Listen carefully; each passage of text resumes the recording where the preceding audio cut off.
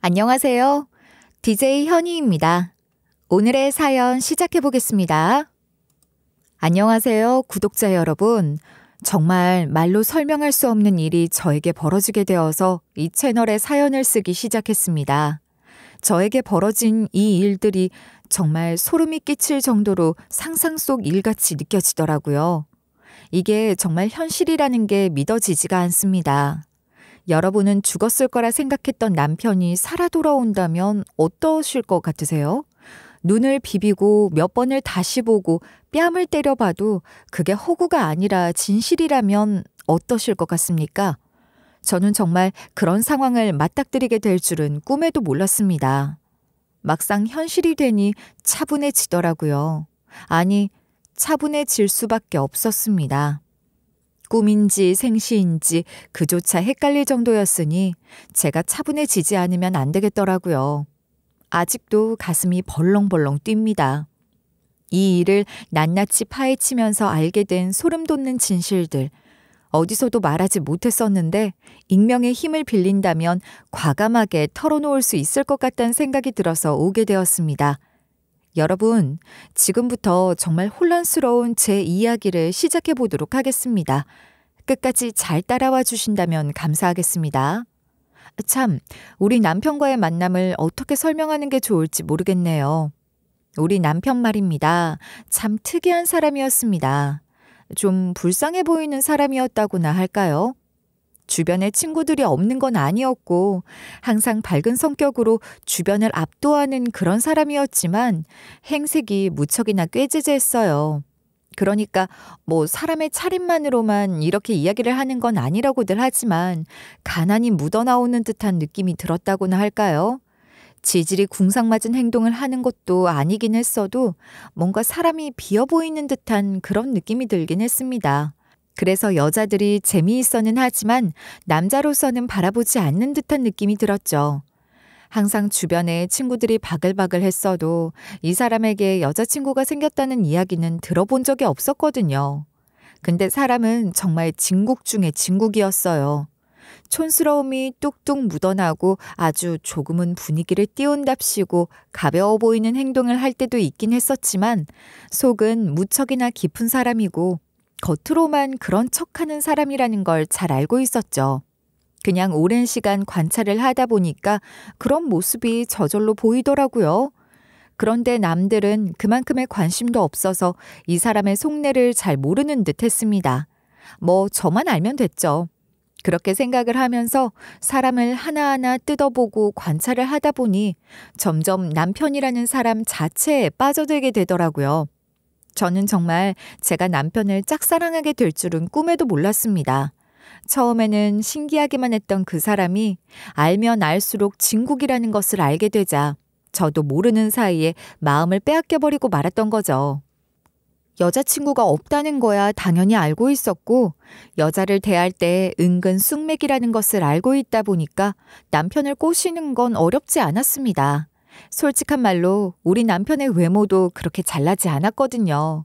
길 가다가 흔히 채이는 돌멩이 같은 사람이었어요. 저는 남편이랑 연애를 시작했고 남편의 행색을 보고 가난하다는 걸 파악한 저는 일부러 데이트를 할 때도 비싼 밥 대신 맨날 국밥이나 분식 같은 것들을 먹으면서 놀았습니다. 남편도 당연하게 생각했고 저 또한 남편이 기죽지 않길 바라는 마음에서 배려를 했었던 거죠. 남편이 대학을 졸업한 뒤로 일을 한다는 소리를 하긴 했는데 번듯한 회사에 취직을 한 것이 아니라 식당에서 아르바이트를 한다고 하더라고요. 그 말을 들었을 땐 조금 화가 나긴 했어요. 저는 남편과 먼 미래까지 생각을 했는데 남편은 저와 먼 미래를 생각하지 않는 듯 했거든요. 다들 취업 준비로 바쁜데 혼자 식당에서 일을 하면서 만족하는 삶이라니 얼마나 깝깝합니까? 그런 와중에 저는 자취를 시작하게 되었어요. 저에게는 6살 차이가 나는 오빠가 하나 있었는데 오빠가 외국 회사에서 일을 하게 되면서 본사로 발령이 나게 되었거든요. 완벽한 승진이었지만 문제는 본사에서 일을 해야 해서 미국으로 가게 되었거든요. 미국에서 일을 하던 오빠는 회사 동료와 결혼을 하게 되었고 아이까지 출산을 하게 되었죠. 그때 저희 오빠가 부모님께 미국으로 오면 어떻겠냐고 제안을 했고 한국 생활을 정리하고 미국으로 아예 이민을 떠나시게 되었습니다. 손주가 눈에 밟힌 것도 있었겠지만 오빠와 함께 살면 노후도 문제가 없으니 과감하게 정리를 하고 가셨어요. 가시면서 저에게 원룸을 하나 해주시고 가셨죠. 저는 그땐 이미 취직이 결정된 뒤였고 남편과 미래를 꿈꾸고 있었기 때문에 미국에 가는 걸 포기했었죠. 물론 미국에 갔다면 또 다른 인생이 기다리고 있었을지 모르겠지만요. 저는 남편을 정말 진심으로 사랑하고 있었어요. 그렇게 남편과 4년이라는 시간을 연애를 하고 제 나이 29살에 결혼을 생각하게 되었습니다. 물론 주변에서는 뜯어 말렸어요. 남편은 늘 주머니가 텅텅 비어 보이는 사람이었고 옷차림 하나 제대로 가꾸지 못하는 사람이었으니까요. 그렇다고 해서 번듯한 직장이 있는 것도 아니고 몇 년째 같은 식당에서 일을 하고 있었으니 제 주변 사람들이 보기엔 얼마나 한심해 보였겠어요. 저도 일부분은 동의를 했어요. 남편에게 회사에 취직할 마음은 없냐. 도대체 그 식당에서 얼마를 받길래 그 식당을 그만둘 생각도 하지 않고 버티고 있는 거냐고. 남편에게 화도 내보고 애원도 해봤지만 남편은 늘 말을 아낀 채 멋쩍게 웃으면서 지금의 생활이 너무나도 만족스럽다고 했어요. 저는요, 가난이라는 건 늘 따라붙는 악귀 같은 거라고 생각했어요. 가난을 벗어나려고 마음을 먹으면 얼마든지 벗어날 수 있다고 생각을 하기도 했고요. 하지만 남편에겐 그런 의지가 보이지 않는 듯 했습니다. 남편은 늘 지금 생활에 만족하고 산다는 듯한 배짱이 같은 모습을 보여주었고 남편과 미래를 그린 저만 답답했죠. 헤어질까 고민을 안 해봤던 것도 아니에요. 하지만 그러면 그럴수록 이 사람을 누가 챙겨줄 수 있지 하는 마음이 생기더라 이 말입니다. 자원봉사자도 아니고 그만하라고 다들 말렸지만 저는 결혼을 결심했고 미국에 계신 부모님께 말씀을 드렸어요. 당연히 저희 부모님께선 반대에 반대를 거듭하셨죠. 너 그럴 거면 그냥 미국으로 들어와. 아니, 네가 뭐가 부족해서 맨날 첫날 떡볶이만 사주던 사람이랑 결혼을 하겠다고 하는 거야? 결혼이라는 건 현실이야. 나는 절대로 인정 못해. 그래? 근데 이 사람한테는 내가 없으면 안 돼. 나는 이 사람이랑 결혼할 거야. 그러니까 엄마가 반대를 한다면 엄마랑 아빠 없이 그냥 상견례를 진행하는 수밖에 없지 뭐. 그 말에 저희 엄마 당장 한국에 날아오겠다고 하시더라고요. 그렇게 부모님께서 저를 말리러 한국에 오셨을 때 상견례를 냅다 진행해버렸어요. 저희 부모님 무척이나 황당해 하셨지만 사람 면전 앞에서 대놓고 반대를 하실 만큼 강단이 있으신 분들은 아니셨죠. 그런데 상견례 자리에서 반전이 생기게 되었습니다. 그러니까 우리 남편이 일을 하고 있는 식당이 장사가 무척이나 잘 되는 식당이었는데 그 식당 주인이 시어머니라는 게 아니겠습니까? 그 말을 들었을 때 저희 가족은 모두 입을 떡 벌리고 말았습니다. 그 식당의 월 매출이 억소리가 난다고 하는데 저희 부모님 반대의 비읍자도 꺼내지 못하셨어요. 저도 어떻게 이런 사실을 숨겨올 수 있었는지 배신감이 느껴지긴 했지만 제일 먼저 든 생각은 살았다였습니다. 남편은 그저 꾸미는 것 자체에 관심이 없는 사람이었던 거고 돈이 있어도 쓸 줄 몰랐던 사람이었던 거예요. 남편 감으로는 딱이었죠. 사치도 없고 겸손하기까지 했으니까요. 저희 부모님 반대를 외치려고 한국까지 들어오셨다가 결혼 날짜를 잡고 미국으로 돌아가셨습니다. 그때부터 저와 남편은 결혼 준비를 했고 저희는 정말 많은 사람들의 놀라움 속에서 결혼을 하게 되었어요. 그리고 제 주변에 결혼을 반대했던 친구들 모두 입을 꾹 다물게 되었죠. 저희 부모님 또한 남편은 다듬어지지 않은 원석이라며 칭찬을 아끼지 않으셨죠. 그 속내가 빤히 보여서 째려보기도 했지만 저희 부모님 큼큼 목만 가다듬을 뿐이셨어요. 저희 부모님께서 다시 미국에서 잠깐 한국으로 들어오셔서 결혼식에 참석을 하셨고 저희 부부는 미국으로 신혼여행을 떠나 저희 가족과 2주일 동안 즐거운 시간을 보냈습니다. 결혼 생활은 정말 행복했어요. 저희 시부모님께서는 정말 너무너무 천사 같은 분들이셨거든요. 제가 정말 입에 발린 말을 하는 게 아니라 천사가 있다면 저희 시부모님이 아닐까 하는 생각이 들 정도로 성심이 곱고 따뜻한 마음씨를 가진 분들이셨어요. 정말 저희 시부모님을 어떻게 표현을 해야 좋을지 모르겠다는 생각이 들 정도로 대단하신 분들이셨어요. 저에게 싫은 소리 단 한 번도 하신 적이 없으셨고 늘 저에게 우리 예쁜 며느리 하면서 좋은 것만 경험시켜 주시려고 노력을 하셨던 분들이셨어요. 그분들께 받은 사랑은 정말 말로 설명할 수 없는 대단함이었어요. 보통은 식당을 운영한다고 하면 요리하는 걸 싫어할 거라고 생각을 했어요. 평생 주방에서 음식 냄새를 맡으면서 요리를 하셨을 텐데 집에 와서까지 요리를 하고 싶다는 생각을 누가 하겠어요? 왜 유명한 요리사들이 TV에 나와서도 본인은 집에서 요리를 하지 않는다고 인터뷰하는 걸 본 적이 있었거든요. 그런데 저희 시부모님은 저에게만큼은 예외셨어요.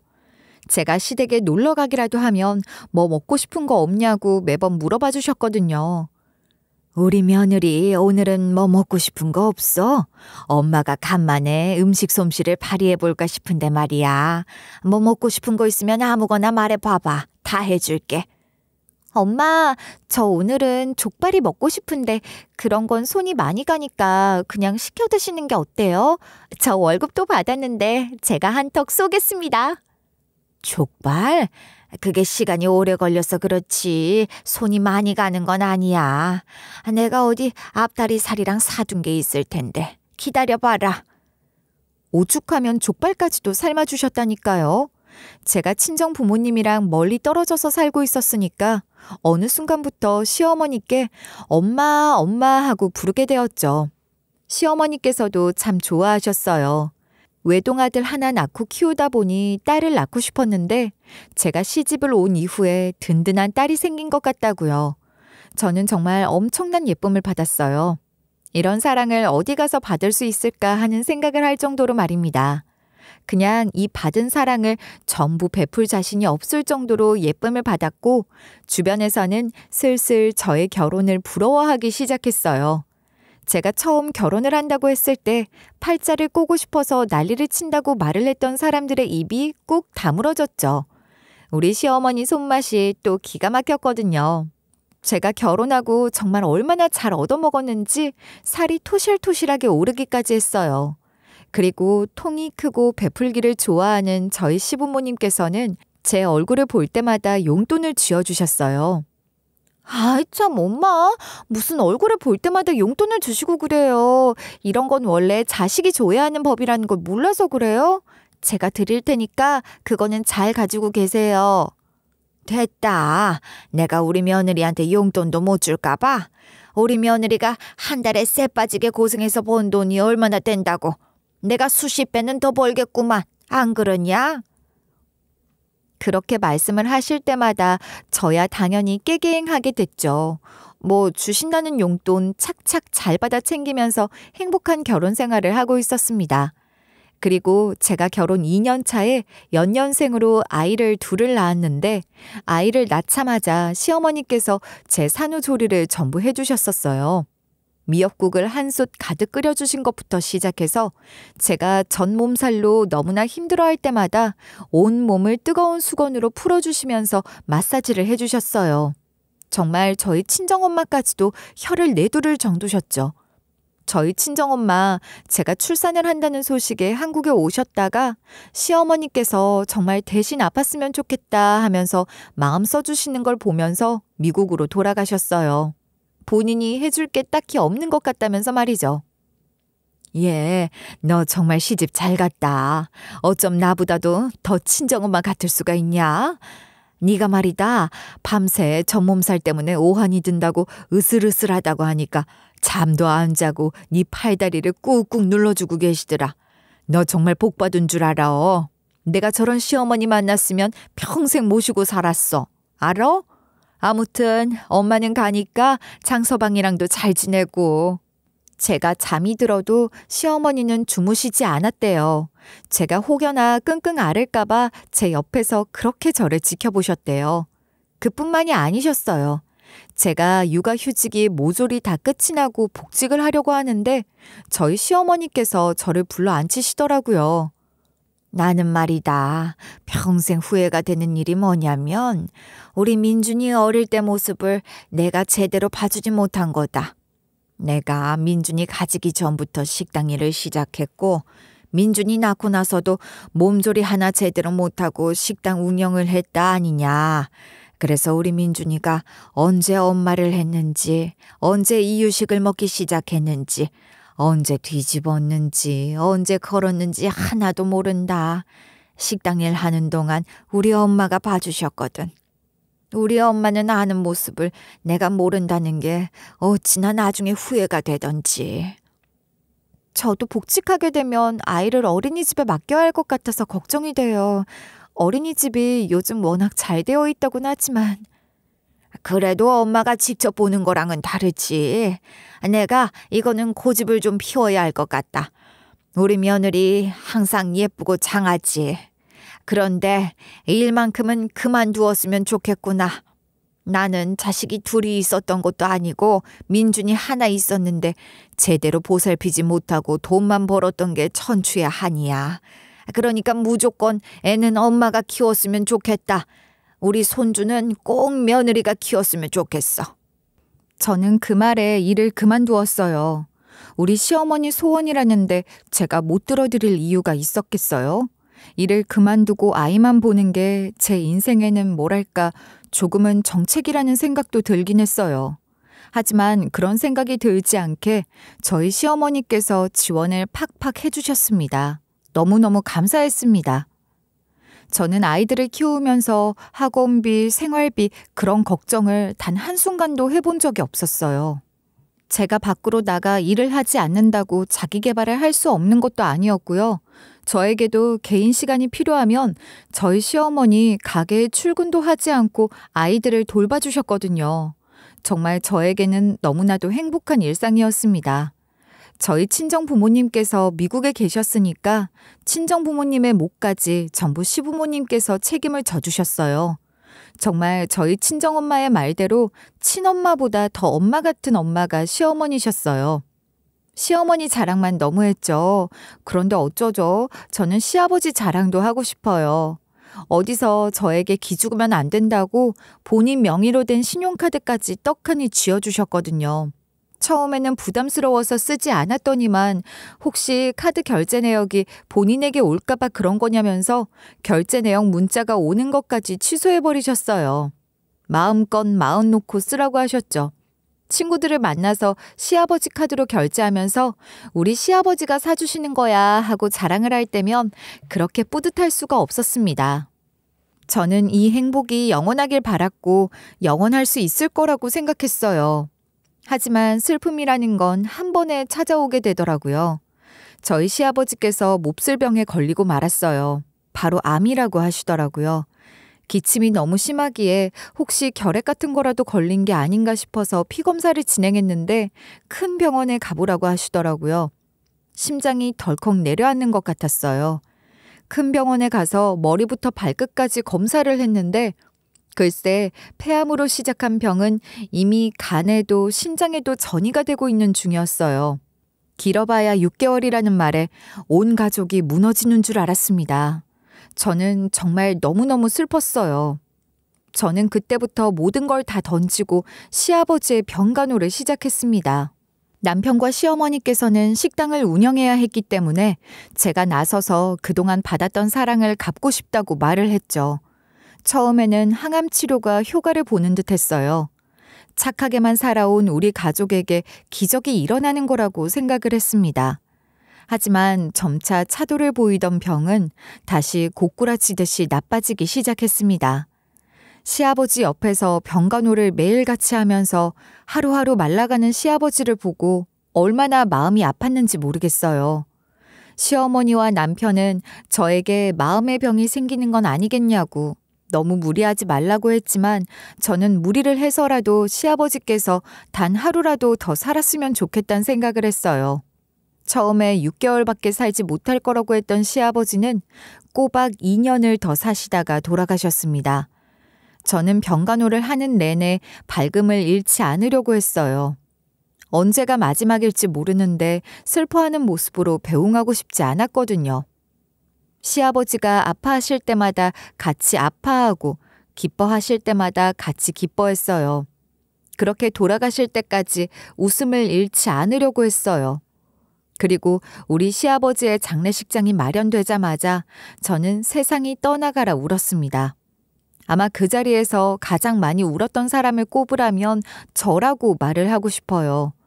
저희 부모님도 소식을 듣고 급하게 미국에서 들어오셨는데 제가 오열을 하는 걸 보면서 조금은 당황스러워 하셨다고 했어요.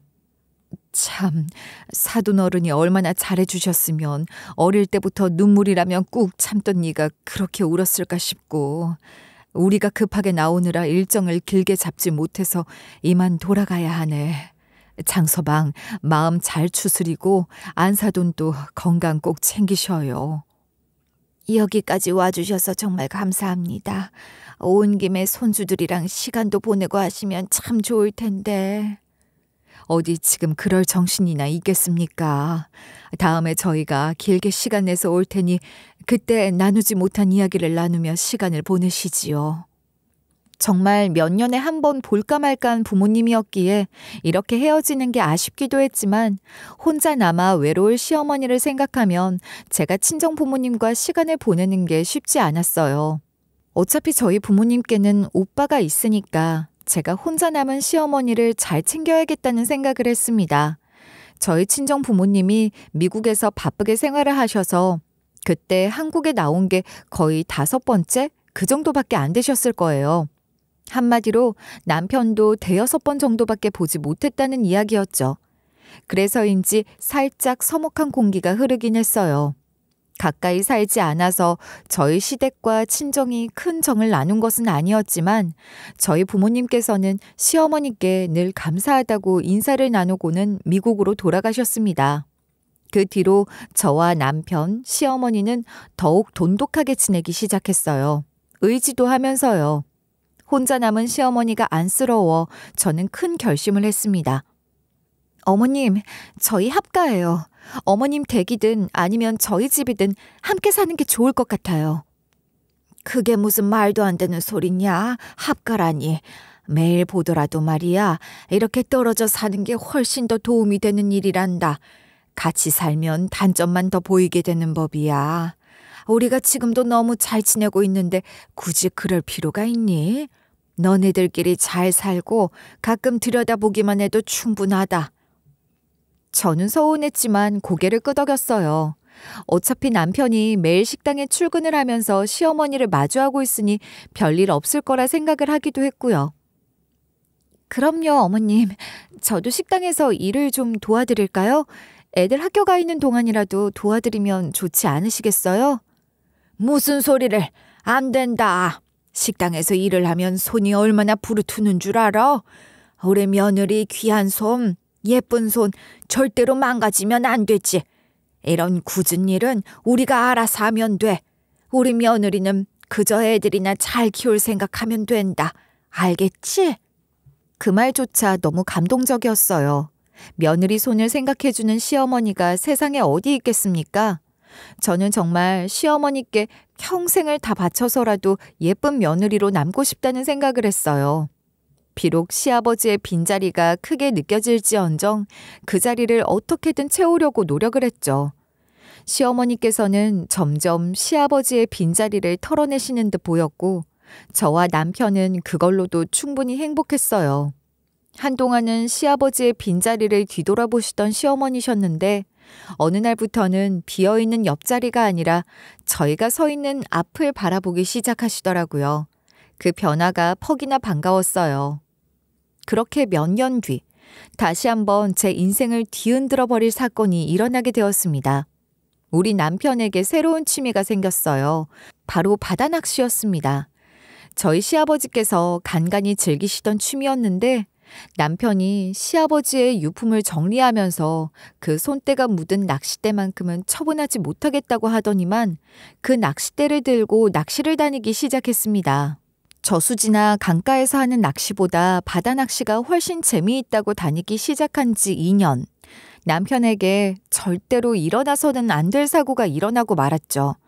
배가 전복되는 사고가 일어났고 우리 남편은 흔적조차 찾을 수 없게 되었습니다.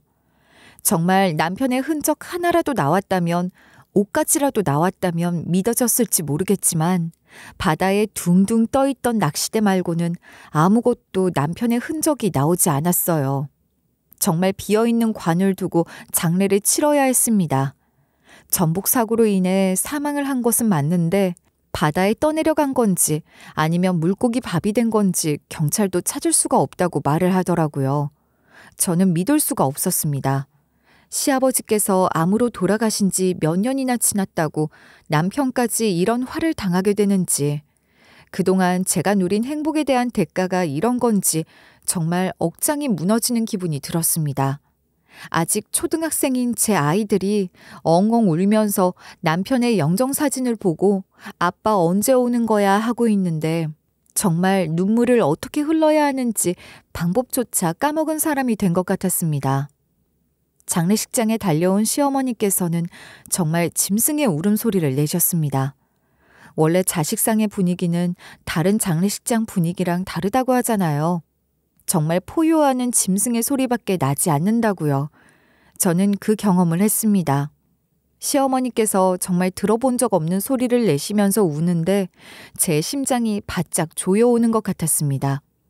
그 슬픔이 너무나도 대단하게 전해져서 제가 감히 어떤 말을 뱉어야 할지, 어떻게 위로를 해야 할지 전혀 모르겠더라고요. 정말 그 처절함이 달랐습니다. 그렇게 남편을 하늘로 보내고 저는 정말 어떻게 살아야 할지 갈피를 잃은 사람처럼 막막해졌습니다. 소식을 들은 부모님께서는 저에게 한달음에 달려와 같이 미국에 가자고 말을 하셨어요. 미국에 네 오빠가 자리를 잘 잡았어. 그리고 일을 할 자리도 꽤 많고 지금도 늦지 않았다. 애들 공부시킨다고 생각하고 너도 미국으로 건너와. 엄마, 그이가 없다고 내가 어떻게 어머님만 두고 미국으로 갈 수 있겠어. 이제 어머님께 남은 가족이라고는 나와 우리 애들뿐인데 그럴 수 없어. 저는 시어머니가 신경 쓰여서 마음에 걸려서 미국에 갈 수 없었습니다. 그리고 저는 이번에야말로 무조건 시어머니와 합가를 해야겠다고 생각을 했습니다. 혼자가 된 시어머니가 정말 불안했고 저 스스로도 불안했어요. 남편이 없는 삶을 경험해보지 않았고 상상을 해본 적이 없었기 때문이었어요. 어머님, 저 이제는 양보 못해요. 어머님이랑 합가해서 같이 살고 싶어요. 그러니까 이젠 저희 같이 살아요. 받아주세요. 얘는 네가 여길 왜 들어와? 싫다. 왜? 이제 남편도 없고 하니까 내 돈이 탐나냐? 내 옆에 딱 빈대처럼 빌붙어서 먹고 살 생각하지 말고 나가서 돈이라도 벌어서 애들 키워라. 물론 내 손주니까 부족한 만큼은 채워줄 수 있다고 해도 말이야. 스스로 벌어서 애들 키울 생각을 해. 네가 모성애가 있는 엄마라면 말이다. 저는 시어머니의 변한 태도에 조금 놀랐어요. 당연히 같이 살자고 따뜻하게 손을 내밀어 주실 거라고 생각을 했는데 모질게 저를 내치시더라고요. 제가 정말 시어머니 옆에 딱 달라붙어서 시어머니의 돈을 빨아먹으려고 그런 말을 했겠습니까? 그렇게 오해를 하고 있다는 것 자체도 서운한 일이었어요. 제 진심을 몰라주시는 것 같았거든요. 그렇게 몇 개월 뒤 저는 시어머니의 말대로 취직을 했고 친정에서는 그렇게 살 바에는 미국으로 오라고 계속해서 저를 꼬셨습니다. 그렇게 바쁘게 살다 보니 남편이 하늘나라에 간 지 1년째 되는 날이 찾아오더라고요. 그날 이후에 살짝 서먹해진 시어머니께 제사를 지내고 싶다고 연락을 드리니 이모님들도 오시기로 했다면서 아침부터 부지런히 준비를 하자고 하시더라고요. 오랜만에 시댁에 찾아가서 부지런하게 제사상을 차렸습니다. 도착하지 않은 이모님이 한 분 계셔서 1시간 정도 텀이 생겨 제가 잠시 낮잠을 자겠다고 말씀을 드렸죠. 그렇게 방에 들어가서 누워있는데 잠이 통 오질 않더라고요. 한 30분쯤 뒤척이다가 물이라도 마셔야겠다 싶어서 거실에 나가려는데 두런두런 말소리가 들렸습니다. 아니, 합가하자고 그랬었다며. 저런 며느리가 어디 있어? 그러지 말고 언니도 손주들이나 보면서 마음 편안하게 먹고 살아. 왜 따로 혼자 외롭게 이러고 있어? 아이고, 그런 소리 하덜덜 말아라. 아직 30대야, 30대. 그 정도면 말이다. 충분히 재치 자리에 가고도 남지. 애가 둘이 있는 게 걸리면 내가 키워줄 수도 있는 거고. 우리 며느리 정말 괜찮은 애야. 심성도 착해, 능력도 있어. 어른한테 깍듯해. 그런 애가 평생 과부로 내 옆에 붙어 있어야 되겠어. 좋은 사람 만나서 훌훌 털고 가야지. 그래서 며느리 걱정해가지고 일부러 밀어내고 있는 거라고? 언니도 참 언니다. 며느리는 언니랑 살고 싶다고 그랬다며. 근데 그러고 있어? 그러니까 내가 밀어내는 거지. 내가 밀어내야 쟤도 정신 차리고 다른 곳으로 눈이라도 한번 돌려볼 거 아니냐. 어떻게 붙잡고 있어. 그게 내 욕심인 거지. 아우, 됐어. 그만 말해. 말하기 싫다.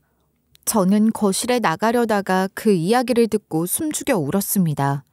우리 시어머니, 제가 싫고 미워서가 아니라 정말 제 생각을 해서, 제가 안타까워서 저를 위해서 그런 행동을 하신 것이었어요.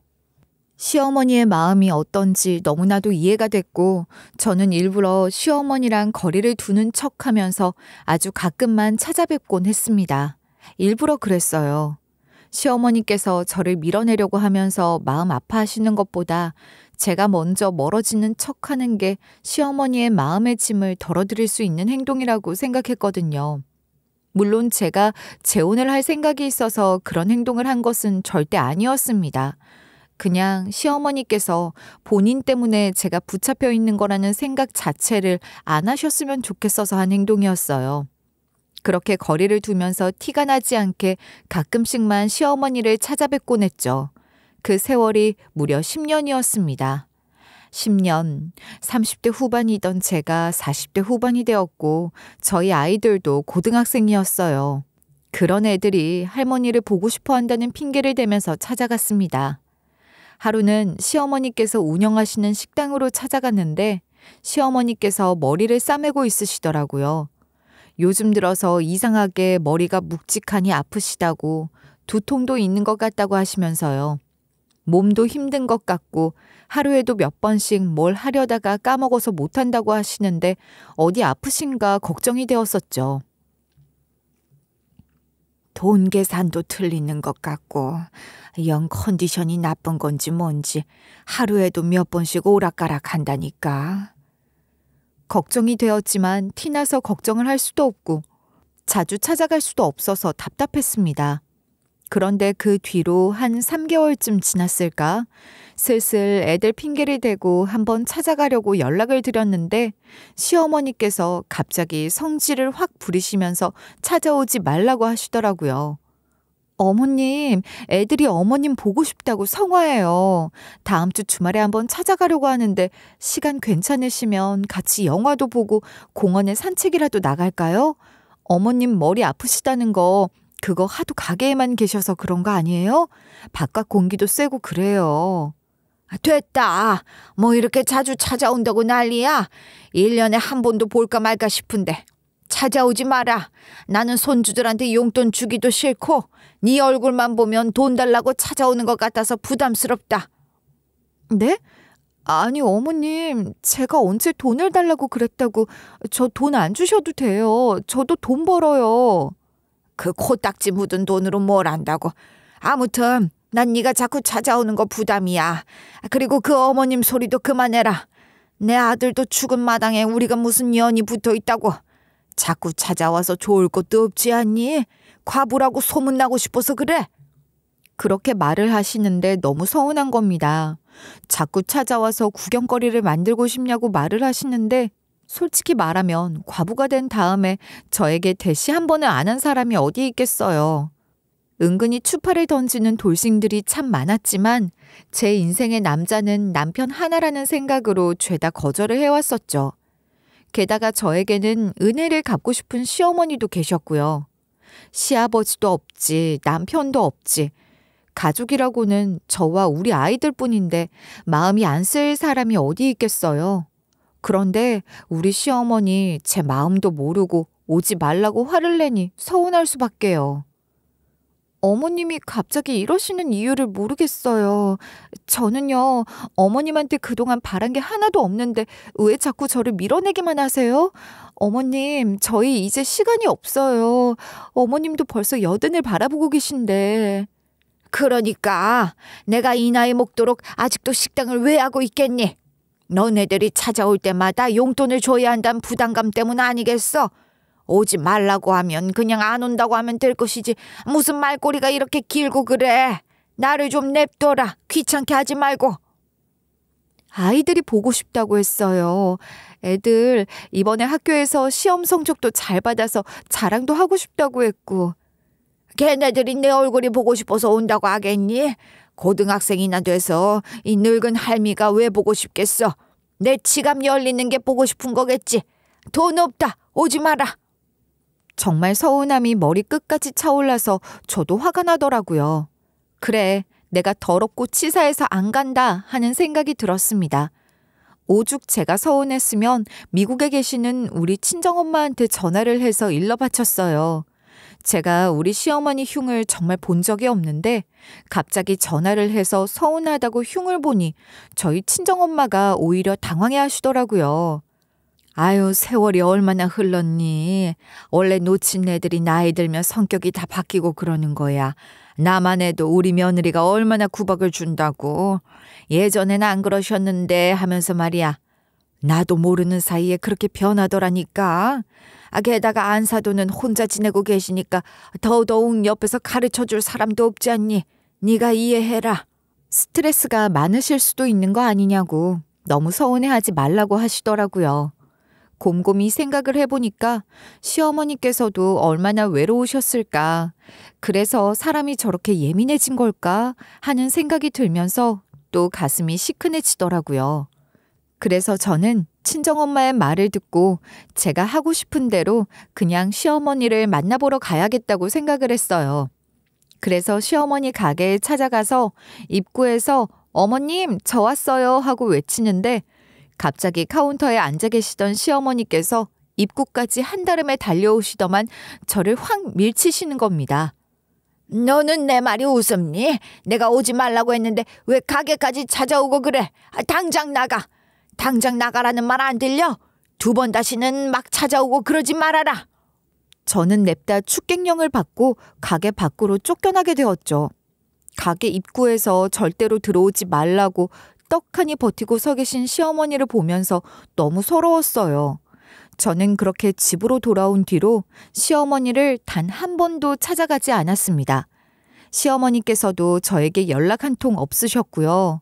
제가 너무 우울해하고 힘들어하니 저희 친정엄마 어떻게든 저를 미국으로 데려가겠다고 한국에 들어오셨어요. 같이 미국으로 가자고 계속해서 설득을 하셨었죠. 저도 마음이 갈팡질팡했어요. 아유, 답답해. 내가 사돈을 찾아가서 물어봐야겠다. 우리 딸이 이렇게 마음을 쓰는데 왜 그렇게 밀어내는 거냐고. 내가 단판을 짓고 오마. 제가 속상해하는 게 더 속상하셨던 친정엄마는 제가 만류함에도 불구하고 시어머니를 만나러 가게에 혼자 찾아가셨어요. 어른들끼리 이야기를 해야겠다며 저에게 따라오지 말라고 하셨죠. 정말 나간 지 2시간이 흘렀을까? 제가 아주 깜빡 낮잠이 들었었는데 그 사이에 친정엄마가 헐레벌떡 집으로 돌아오셨더라고요. 얘, 너는 왜 전화도 안 받고 그러니? 내가 몇 통을 했는데. 그럴 거면 휴대폰을 왜 들고 다녀? 왜 그래? 나 낮잠 자느라 전화 온 것도 몰랐어. 무슨 일인데? 내가 정말 귀신이라도 본 줄 알고 얼마나 깜짝 놀랐던지. 아니 얘, 이걸 진짜 어떻게 말을 해야 하니? 아니, 장서방이 있다. 장서방이 있더라니까. 그게 무슨 소리야? 장서방이라니. 죽은 내 남편 이야기를 하는 거야? 엄마, 무슨 꿈이라도 꾼 거야? 내가 꿈인 줄 알고 내 뺨까지 쳤다니까. 글쎄, 너네 시댁 가게에 장서방이 있다고. 내가 너네 시어머니 가게에서 사돈 가게에서 장서방을 봤다고. 이게 무슨 말도 안 되는 소리야. 엄마가 사람을 잘못 본 거 아니야? 엄마가 그 일을 몇 번이나 봤다고. 다른 사람이랑 헷갈렸겠지. 아니라니까. 정말 장서방이었다니까. 당장 같이 가보자. 네가 보면 정확하게 알겠지. 내가 아무리 여태까지 살면서 장서방을 10번도 안 만났다고 하더라도 사위 얼굴을 모를까? 저는 소름이 돋기 시작했어요. 시어머니께서 가게에 찾아오지도 말라고 밀어낸 것부터 저에게 모진 소리를 한 것까지 혹시 전부 남편이 살아있어서 밀어내려고 한 행동은 아닐까 하는 생각으로 이어졌죠.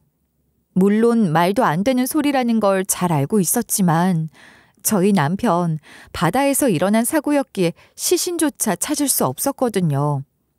정말 이 사람이 살아있었다면 하는 생각이 꼬리에 꼬리를 물었고 저는 결국 친정엄마와 함께 시어머니의 가게로 쳐들어가게 되었습니다. 자꾸 저에게 숨기는 듯 했던 게 바로 남편 때문이었던 건가 하는 확신이 되었죠. 그리고 저는 시어머니가 운영하는 가게에 말도 없이 들이닥치게 되었고 그곳에서 아주 경악스러운 일을 마주하게 되었습니다.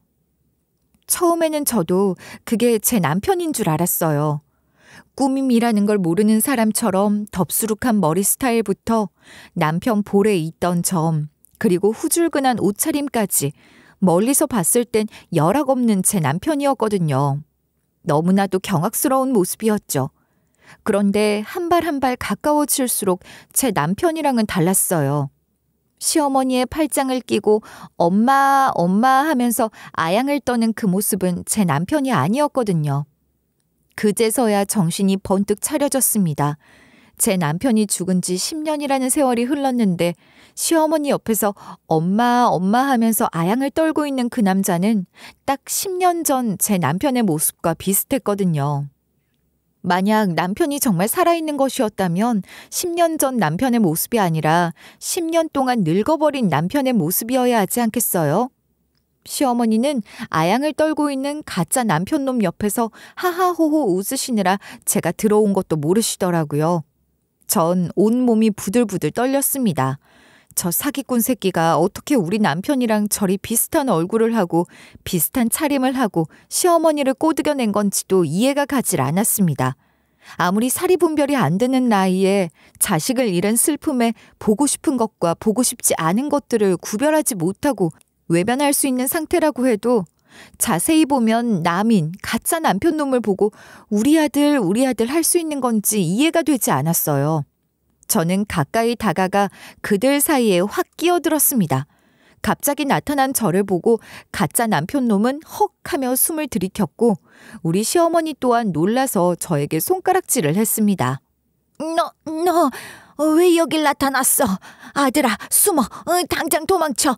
천연이 또 너에게 해코지를 하면 어떡해. 당장 도망쳐.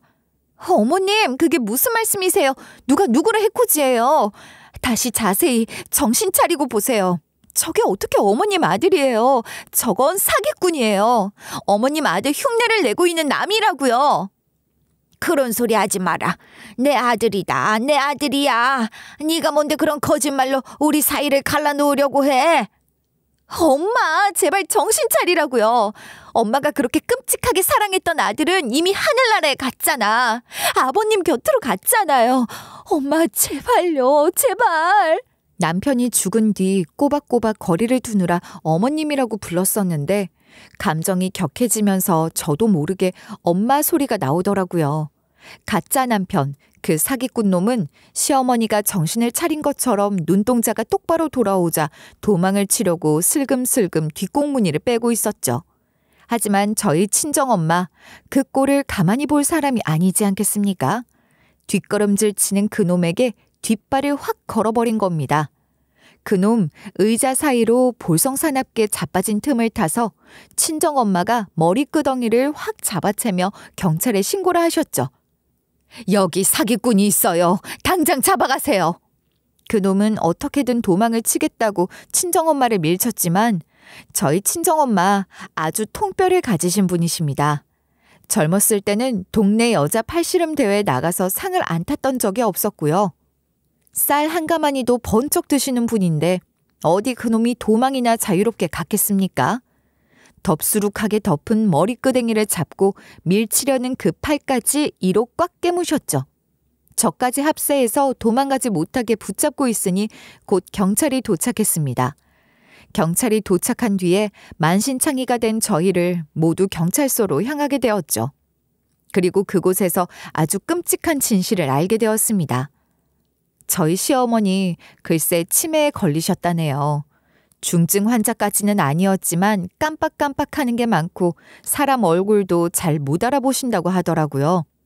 시어머니께서 저에게 계산도 자꾸 틀리는 것 같고 해야 할 일이 기억이 안 난다고 걱정이라고 지나가듯이 하셨던 말이 전부 치매 증상이 시작되면서 생긴 일이었던 겁니다. 저는 정말 심장이 덜컥 내려앉았어요. 제가 조금만 더 관심 있게 생각을 했어도 시어머니가 치매 치료를 더욱 빨리 받을 수 있게 도움을 드렸을 텐데 하는 후회가 생겼죠. 아무튼 시어머니께서는 혹시 치매는 아닐까 하는 의심이 들기 시작했고 병원에 찾아가서 검사를 받으셨대요. 의심은 확신이 되었던 거죠. 정말로 치매 판정을 받게 된 것이었습니다. 초기였기 때문에 정부에서 따로 지원이 나오는 건 없었지만 꾸준히 치료를 받기 위해서 동네에 있는 병원을 다니셨대요.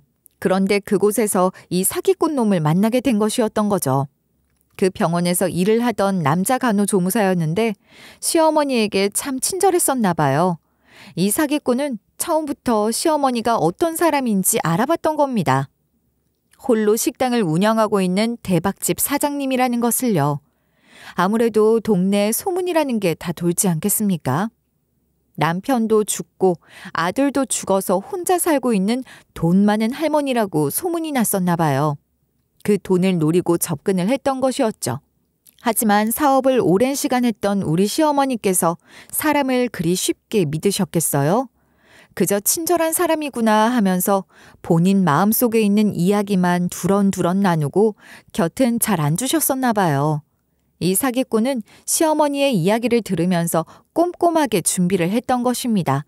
아들이 죽었고 며느리 하나 있는데 며느리에게 식당을 물려줘야 하나 말아야 하나 식당 일이 고생인데 하는 그런 이야기들 속으로 파고들기 시작한 거죠. 시어머니께 남편의 사진을 받아서 그대로 성형외과에 달려가 전신 성형수술을 받은 것입니다. 그래서 10년 전 얼굴이었던 거예요. 남편이 죽은 뒤로 사진을 찍을 수가 없었으니까요. 엄마, 저예요. 제가 죽었다가 살아 돌아왔어요. 시어머니께서는 이미 인지 능력이 떨어지고 있었고 10년 전 사진으로만 꼭꼭 간직하던 아들이 갑자기 눈앞에 떡하니 나타났으니 더욱더 정신을 못 차린 겁니다. 사기꾼은 그때부터 시어머니께 말도 안 되는 거짓말을 치면서 이간질을 시작한 겁니다. 제가 만약 사기꾼을 본다면 거짓이 모두 들통날 수 있으니 일단 저와의 만남을 차단해버린 것이었어요. 제가요, 바다에서 사고를 당하게 된 것도 전부 그 망할 마누라년 때문이었습니다. 엄마 재산 있죠? 그게 탐이 나서 그년이 글쎄 저를 죽이고 엄마 재산을 가져가려고 했던 거예요. 엄마 보고 같이 살자고 그랬죠? 그것도 다 재산 빼돌리려고 한 말이라고요. 애들이 찾아오는 것도 다 돈 때문이고요. 그러니까 앞으로는 절대 만나지 마세요. 제가 살아있는 걸 알면 저한테 해코지를 할 수도 있다고요. 애구머니, 나 그게 진짜야? 그래서 우리 아들이 시신도 없었던 거야. 살아있었으니까 시신이 나올 수가 없지. 엄마, 절대로 전 재산을 나라에 기부하시면 안 돼요. 그거 저 주셔야 돼요. 그래야 제가 앞으로도 꽁꽁 숨어서 살 수 있죠. 제가 차명으로 명의 하나를 받아왔어요. 제가 죽은 사람으로 주민등록도 말소되어 있으니 차명을 쓸 수밖에 없어요. 여기 사인 좀 해주세요. 아이고, 우리 아들의 해코지한 년을 내 옆에 두고 살았다니 내가 바보 같았다. 내가 멍청했어. 그 말에 홀라당 넘어간 시어머니께선 저에게 찾아오지도 말아라, 보고 싶지 않다 하면서 재산을 전부 그 사기꾼에게 줘버리고 만 것입니다. 거기다가 가게에 있는 돈통도 다 털었더군요. 이쯤에서 의문이 생기시겠죠? 시어머니 주변에 있는 사람들이나 가게 사람들은 왜 이 사실을 몰랐는지요? 글쎄 이 치밀한 놈이 시어머니에게 나타나기 전 자기가 살아있는 걸 아무도 알아서는 안 된다고 가게 직원들을 전체 해고시키라고 했다네요. 그리고는 자기가 아는 사람들로 전부 채용을 한 겁니다. 이 거짓말에 동참할 수 있는 사람들로요. 시어머니는 사기꾼이 나타난 이후로 이모님들과도 연락을 다 끊어버렸다고 했습니다. 그러니 이 사기꾼은 완벽하게 시어머니를 고립시켰고 자기 입맛대로 굴릴 수가 있었던 겁니다. 시어머니의 치매 증상이 점점 심해질수록 시어머니는 더 굳건히 이 사기꾼이 친아들이라고 믿게 된 것이었죠. 이 모든 사실이 경찰서에서 드러나게 되었죠. 처음에는 아니라고 발뺌을 하던 사기꾼도 경찰이 조사하는 과정에 전과가 줄줄이 드러나는 바람에 실토를 할 수밖에 없었던 것입니다. 시어머니께서는 인지를 제대로 하지 못하셨어요. 본인에게 무슨 일이 일어나게 되었는지 자체를 말입니다. 결국 제가 대신해서 소송을 진행하기로 했습니다. 사기꾼이 인지 능력이 부족해진 시어머니를 구슬려서 가져간 재산들을 반환하라는 소송을 걸었고 사기꾼의 제대로 처벌을 받을 수 있게 정말 하나하나 세심하게 변호사와 함께 준비를 했습니다. 이 과정에서 미국에 있는 저희 오빠가 참 많은 도움을 주었어요. 친구들 중에 잘 나가는 변호사들이 있었고 제대로 변호인단을 꾸려주었거든요. 사기꾼의 죄는 너무나도 명확했습니다. 차명이라고 들이밀었던 계좌가 본인 계좌였거든요. 증거가 하나하나 나올 때마다 사기꾼 스스로 무덤을 파는 것들이더라고요. 결국 그동안의 전가들로부터 시작해서 또 다른 지방에서는 결혼 사기를 치고 도망쳐서 신고가 들어온 것까지 있어 가중처벌을 받게 되었습니다. 사기꾼이 그동안 써버린 시어머니의 재산까지 전부 압류를 하겠다고 민사까지 준비를 하고 있는 중이고요. 정말 죽을 때까지 모든 걸 다 토해내도록 만들 겁니다. 감히 다른 것도 아니고 자식을 잃은 아픔을 이용해서 사기를 치다니 이게 얼마나 질이 나쁜 행동이겠습니까? 저희 엄마가 그날 가게에 찾아가지 않았더라면 이 일의 결말은 어떻게 되었을까요? 저는 정말 믿을 수 없는 일이 저에게 벌어졌다는 것이 놀랍습니다. 그리고 또 소름이 돋고요. 살면서 이런 일을 겪을 사람이 얼마나 있겠습니까? 사기를 치겠다고 전신 성형까지 하고 나타난 것 또한 놀라운 일이죠. 저희 시어머니는 이 사건으로 또다시 아들을 잃었다는 슬픔에 빠지게 되었습니다. 저는 그런 시어머니를 옆에서 모시고 보살피고 있어요. 저희 친정 부모님, 이 사건 이후 저에게 미국에 들어오라는 이야기를 더 이상 꺼내지 않게 되셨죠. 아픈 시어머니를 혼자 두고 미국으로 가지 않겠다는 제 의견을 그냥 들어주시기로 하셨나 봅니다. 물론 친정 부모님 입장에서는 제 결정이 너무나도 바보같이 느껴지실 테고 한편으론 속상하시겠죠. 어느 부모가 딸이 아픈 시어머니를 모시고 살겠다는데 찬성할 수 있겠습니까? 그래서 저도 친정 부모님과 약속을 했어요. 제가 감당할 수 없는 수준까지 병이 다다르면 그때는 꼭 요양병원으로 모시겠다고요. 시어머니의 재산은 어머님의 치료비로 그리고 저희 아이들의 교육비로 사용하고 남은 것들은 욕심 부리지 않고 우리 시어머니께서 평소 고민하셨던 대로 기부도 하고 남을 위해 봉사하는 데 쓰려고 합니다.